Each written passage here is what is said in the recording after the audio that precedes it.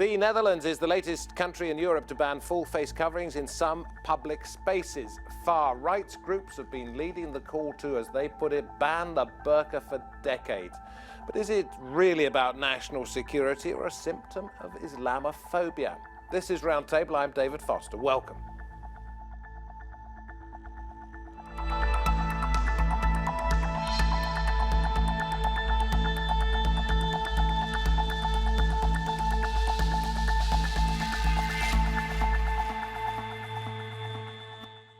The so-called burqa ban, what does it mean for women who choose to cover up? Are Muslim women being unfairly targeted? Are countries which introduce these bans actually violating a person's freedom of expression and their human rights?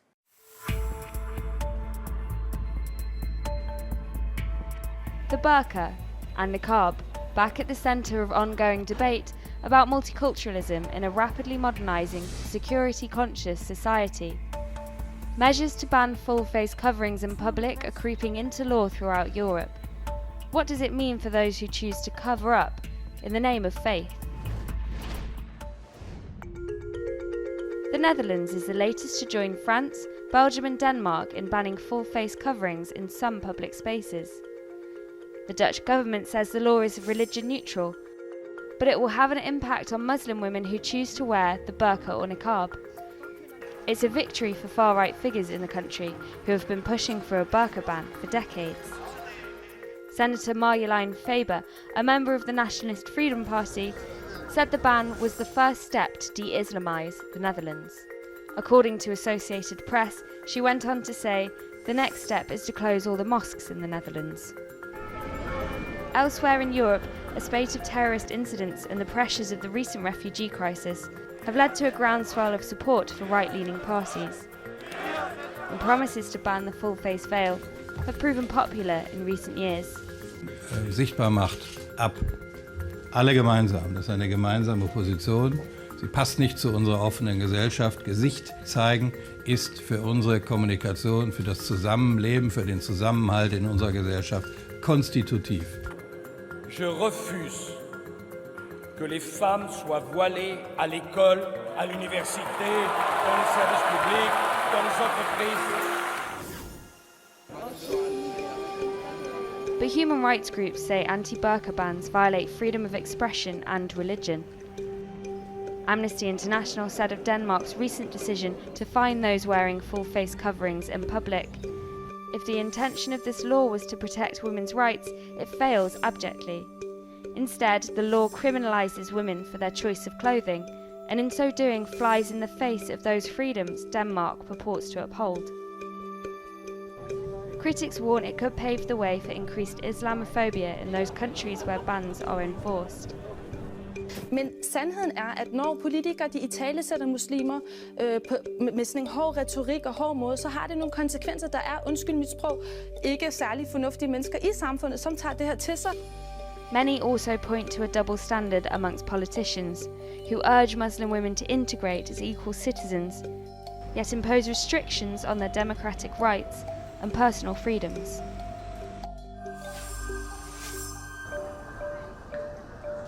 Is the Netherlands' latest law about security, or is it a symptom of creeping Islamophobia in European countries?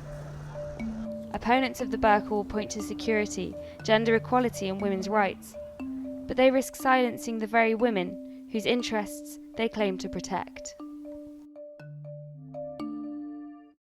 And I'm very pleased to say that joining us from Paris we have Anne-Elisabeth Moutet, French journalist and political commentator, who says the burqa is not European. With me in the studio, Meghan Campbell, Deputy Director of the Human Rights Hub at the University of Oxford. We also have Aamna, Mohdin, a reporter for Quartz, who's covered race and the rise of the far right in Europe, and Sahar Al-Faifi from the Muslim Engagement and Development Group, who says face veil bans do demonise Muslim women. Welcome to each and every one of you. This is going to be, to some extent, about detail as well, and we'll get into that in just a moment, but it's also about personal stories. So let me ask you, first of all, give us the reasons why you feel you want to wear a face veil.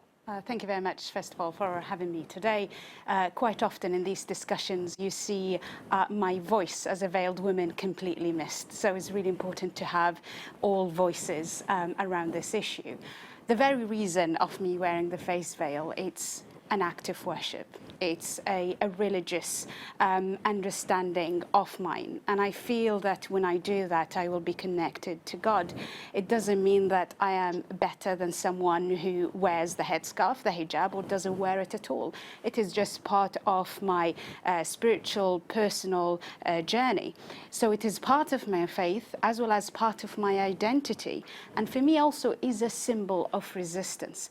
I am resisting the patriarchal society. I am resisting misogyny that exists by wearing it. When you have, and yet, I'm going to jump in here. Yeah, you yeah. talk about a patriarchal society. An awful lot of people will believe that it is because of a patriarchal society that you are covering up, that you're told to do so in the presence of other men, by your husbands or your fathers or whatever. I mean, you're saying it's a rejection of that. How can it be both? Or one or not? Yeah, first of all, this is their perceptions, and I respect that. But for me, it is not because of a man I'm wearing it. It's not because of my father or a brother forced me to do it. For me, there is a Quranic interpretation of one of the verses that recommends it.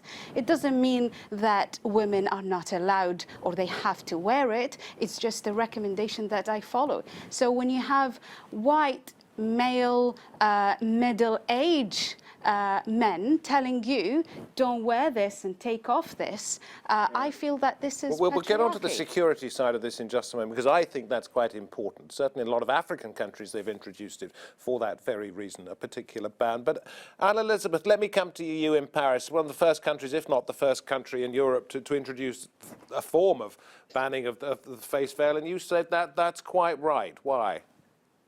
Well, we introduced two different bans in France, and one is a partial ban. It's a ban in the social services, people who were in national services and civil service in the public space, for people to wear hijab, which is an entirely different thing, but that's where people, this is where we are the first. That was 2004, and the idea was, in France, we have secularism, laïcité, which means that you do not, religion is free and protected by the constitution, but it belongs to the private sphere and not the public sphere.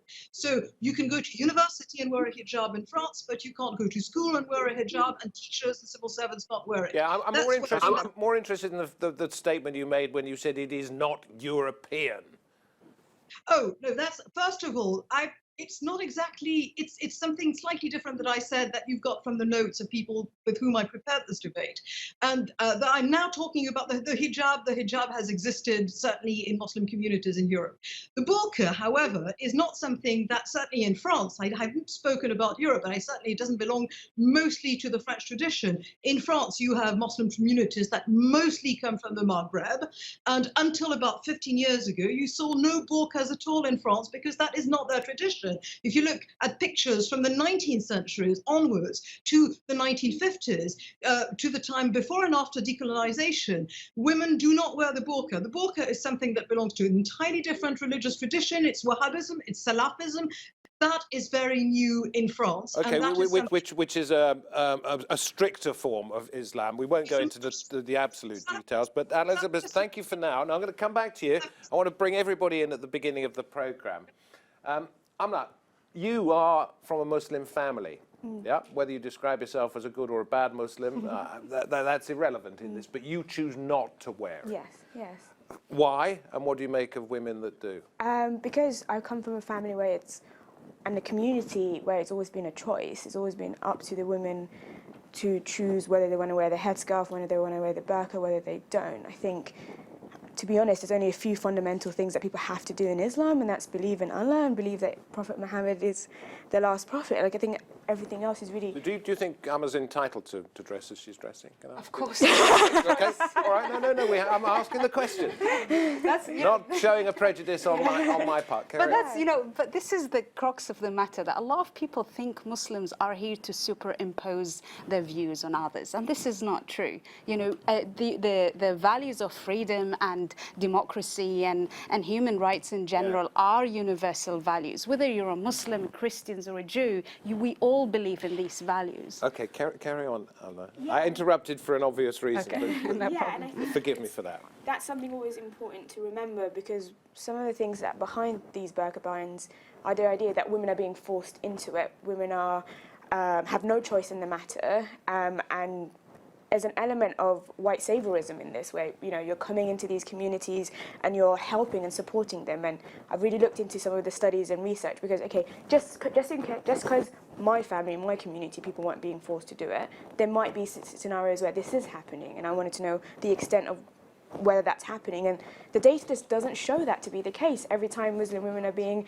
interviewed and being asked, are you being forced into this, they say no. You have Muslim women coming on these kind of shows to say, we are not being forced to do this. I don't know. Former President Sarkozy of France said, in our country we cannot accept women prisoners behind a screen, cut off from social life, deprived of identity. It's a sign of subservience, a sign of debasement.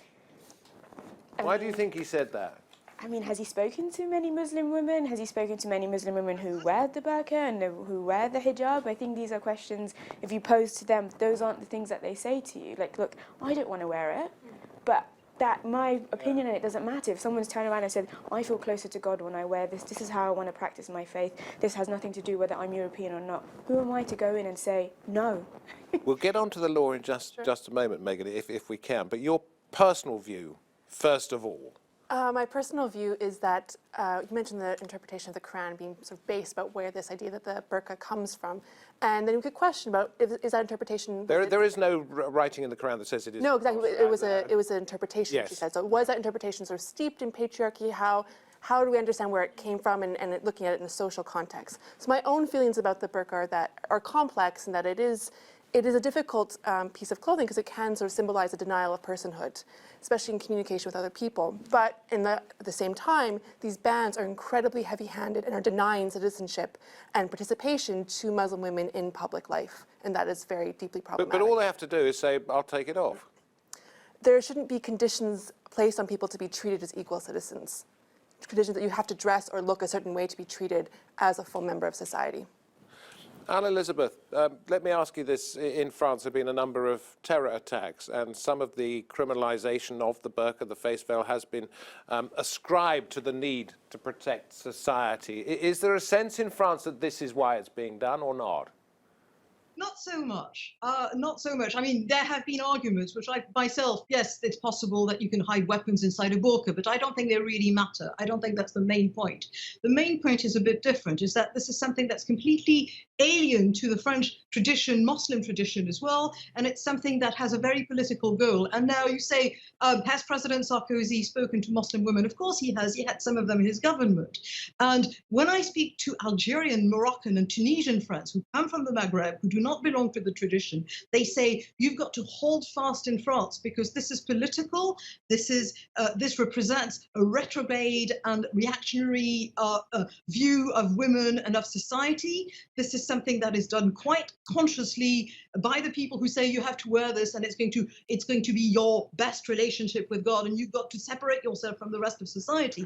And my Tunisian, Moroccan, and Algerian friends say, if France falters in this, we shall fall, because we already know societies in which you go to a place and first one woman wears it, and then several women wear it, and then they are forced. And the idea that women, I love the idea that you're allowed to wear the clothes you want to wear, and for the hijab, and I look at England, I look at Belgium, societies that don't have the same laïcité, secularism system as France, and I have no problems with women wearing the hijab. But I think the burqa sets women aside, and they create exactly the conditions by which actually the Salafists want to separate themselves from the rest of modern society. Please, as I said at the beginning of the programme, to each one of you before we come, do feel free to jump in if there's something you don't agree with that Anne-Elisabeth has just said. Yeah. Do so, but let me just get back to the security side of things, which is where I started in Paris.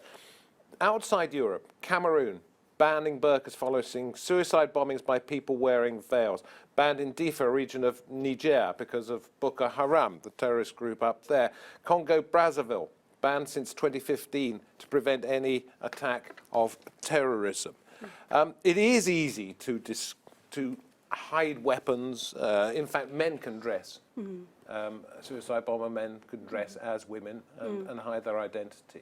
Do you see any sense in this as a prevention in fact, terrorism I don't. argument? I don't see any sense in that, because the whole narrative that a Muslim woman is a threat to security is a false narrative. A lot of Muslim women, including me, we absolutely have no problem in revealing our identity whenever is needed. But also this narrative suggests that somehow Muslim women are prone to commit crimes more than anything else. And we are treating the Muslim community in Europe as a suspicious community that need to be regulated and looked at and scrutinized, so much so that it might prevent them from participating in public life. Now, I must throw into that the fact that it's, in some of these countries, it is ski masks and full-face helmets that are also banned for security reasons, because you cannot identify the person underneath it. That doesn't necessarily mean it's aimed at making Muslim women feel excluded from society. But what you have is that is a clear stigmatizing of the Muslim community, because what you see that a lot of politicians across the political spectrum using the niqab as a polarizing tool to divide us, because it's an easy solution for a big problem. We are talking about Britain after Brexit. We are talking about the rise of far right in Europe. These kind of narratives of that alienates immigrants communities have become normalized so much so that is accepted. But you see that they use the Muslim woman as okay, no problem. You wanted to say something, then I want to come to you about jump in. all right. One of the things is talking about the burqa ban. It seems it has to be country specific. Terrorism versus in Europe and other countries, it's all country specific. So speaking about it in sort of very broad terms isn't helpful for the debate. It has to be almost by jurisdiction to get the nuance, to understand what is happening to Muslim women with these bans. What about the rise of the far right? Have they picked on this as one particular issue that is so easy to headline? I think what's particularly interesting in Europe, particularly in Western Europe, we see some overlap actually between some feminists and the far right when it comes to this issue. And the rhetoric is that these women are being denied their identity, being denied their statehood. But how can you walk away from a situation in which a woman is walking down the road with her children and she's been stopped by the police and she's been asked to take something that she wants to wear off? Like, that feels quite deeply anti-feminist to me. But are the far-right groups using this as a I as definitely an easy think so. target? I think there are massive questions around integration. I don't think the left or the right can ignore it. I think there are massive questions about how do we have cohesive societies and communities in which people feel included and taken care of in the state and feel like they can access opportunities. Do we answer these really big questions by saying, okay, you know, like women who wear the burqa are a minority within a minority within a minority? This huge, massive focus on them about questions on social cohesion. I don't know if that makes much sense to me. Yeah, what about Amnesty's point of view on this? From the law's point of view, it says a complete ban violate the rights to freedom of expression and religion of those who want to. Is that being tested anywhere? There have been some cases at the European Court of Human Rights from France, a series of cases, and from Turkey about the hijab ban. And the courts have always been extremely deferential to government decisions to ban the burqa. They have not shown any willingness to kind of get involved to uphold either gender equality from a perspective that these are against gender equality, or for Muslim women's freedom of religion and expression. They've allowed the state to sort of pursue these policies in furtherance either of social cohesion or national security. Which would suggest to me that there is their way, they can interpret the law whichever way they want, that there is no hard and fast rule that says this is a violation of human rights. It's one of the challenges in human rights law is that the human rights are malleable. You mentioned can be seen as furthering gender equality or it can be seen as detracting from gender equality. And then it really comes down to what the courts or decision makers sort of background theories are thinking is about gender or about multiculturalism, integration, national security. Anne-Elisabeth, do you feel threatened if you see a woman wearing a burqa? Do you feel more in danger than if she's wearing strictly Western clothing? No, of course I don't feel threatened. I feel sorry for her because she is denied the right to show her face. In her religion, men can show themselves and women are supposed to hide their hair or their face or their entire body because this is supposed to be inflame men, which absolutely shocks me. And to say that this is a symbol of the patriarchy not to want the burqa, to me, is a wonderfully clever but false way of flipping the argument on its head. I feel threatened as a woman for the fact that if this spreads, I will be denied the most basic right of having a face, having a personality, having an expression. And that really shocks me, especially when in some conservative rulings of Islam, women and Sharia courts, women's testimony counts for less than men's testimony. But nobody's ever going to force you to wear one of these, are they? Well, no, but they will force my friends in Arab countries. And believe me, as I said, you know, in Maghreb, in Egypt, I have so many friends who feel that they're forced. I have friends who went to Al-Azhar University up till 1990. I've seen class pictures of Al-Azhar and no woman was wearing a hijab or anything. And then they started wearing hijabs. Yeah, and now you've jump in, Sahar. She's using examples of countries from the third world that are known of human rights violations. You know, she's talking about Egypt, she's talking about Morocco. These countries should not be our examples as advanced democratic European countries. The violations in these countries are way beyond imagination, and to use them as example is quite bizarre. I mean, whether you see a woman wearing a skirt or a veil, I don't think it's up to me or you to tell her what to wear and what not to. And in fact, actually, the discussion around the face veil is colonial. A lot, if you read about the colonial literature, a lot of the colonialists, they used to be frustrated from Muslim women in Morocco, the countries that you mentioned, Morocco, Algeria. They were really frustrated about the fact how on earth a woman... Let's be fair about this. It is principally Arab cultures that either do it or ask their women or force their women to do it. It's nothing to do with Western colonialism. No, there is a link to Western colonialism. Whether it's Arab or not, it's a preference. There are different interpretations. This is number one.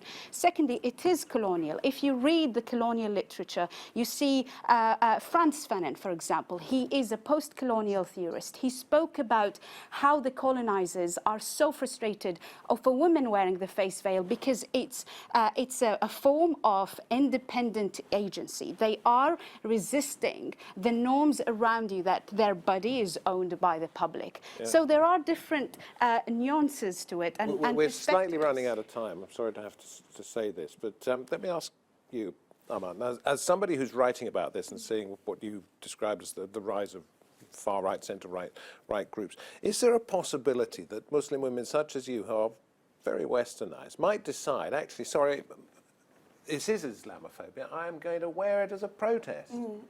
So there was a really interesting sociological studies that are happening in France, because I think France is a really interesting example because they did this in 2010. What have been some of the impacts on what's happening to these women now? It's a bit more difficult because France doesn't measure race and doesn't necessarily go around asking its population, are you this, are you that?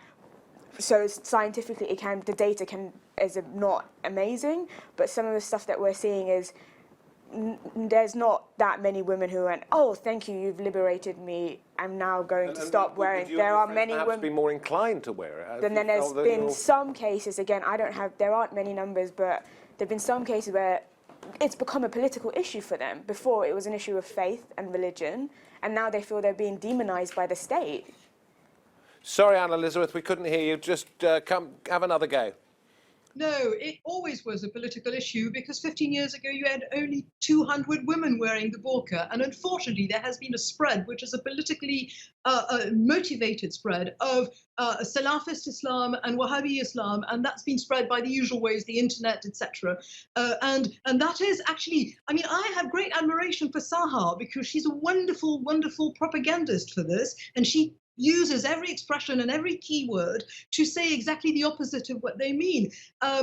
This is you want to separate them, and because you want them to be separated, you make this into this issue of human rights. I call this men's right, not human rights. Meghan, let me ask you to round off the discussion, because I'm interested to know if it's criminalised in a number of different places, but has anybody ever been taken to court or fined or?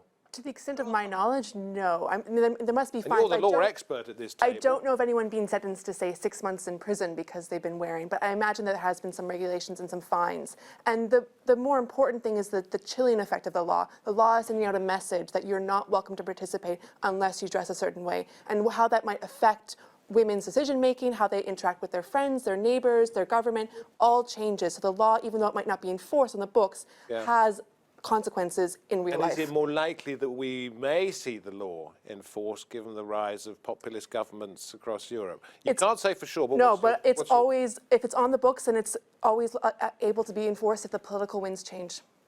Yeah. Okay, well, listen, thank you all very much indeed. We haven't got time for any more. Anne-Elisabeth, thank you for joining us from Paris, a sweltering Paris. Thank you very much indeed for taking the time to stay indoors, and thank you at this table for coming to talk to us. It's a matter of personal opinion. You may like what I'm wearing, you may loathe what I'm wearing, you may be completely indifferent to what I'm wearing, but it's my choice to wear this, and I think I should have the right to choose what I wear. That's just me, David Foster, saying that. We've had a variety of opinions from around the table, and let's keep them going. In future editions of Roundtable, thank you for your company, thank you for watching. Hope to see you next time. Bye-bye.